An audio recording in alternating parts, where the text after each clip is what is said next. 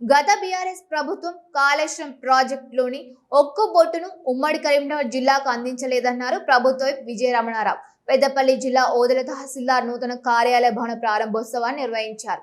ఈ కార్యక్రమానికి ముఖ్య అతిథిగా హాజరైన విజయ రమణారావు తహసీల్దార్ కార్యాలయ నూతన భవనాన్ని ప్రారంభించారు. ఈ సందర్భంగా వారు మాట్లాడుతూ గత బీఆర్ఎస్ ప్రభుత్వంపై తీవ్ర స్థాయిలో విరుచుకుపడ్డారు. ప్రాజెక్ట్ నిర్మాణంపై ప్రతిపక్ష బీఆర్ఎస్ నేతలపై విజయ రమణారావు తీవ్ర స్థాయిలో విమర్శలు గుప్పించారు.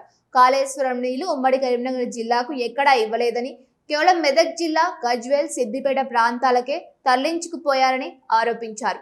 ఉమ్మడి జిల్లాలోని 6 లక్షల ఎకరాలకు కాంగ్రెస్ హయాంలో కడిన ఎస్ఆర్ఎస్పీ ద్వారానే నీళ్లు అందుతున్నాయని అన్నారు.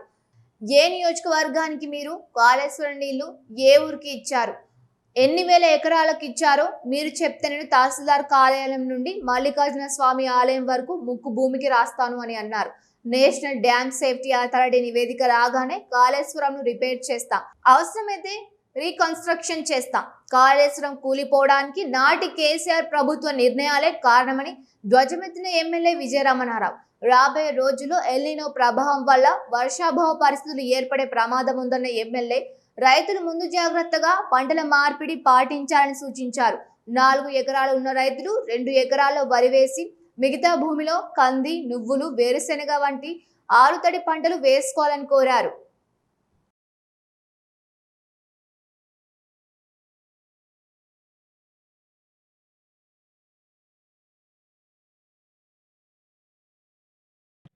కన్నెపల్లిలో మన దొమ్మరగడ్డలు వేస్తే నీళ్ళు రావు.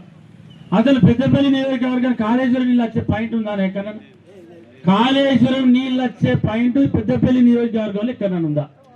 పోనీ పెద్దపల్లి జిల్లాలో ఉందా? ఇవాళ మంత్రి నియోజకవర్గంలో 3 బ్యారేజీలు కట్టారు.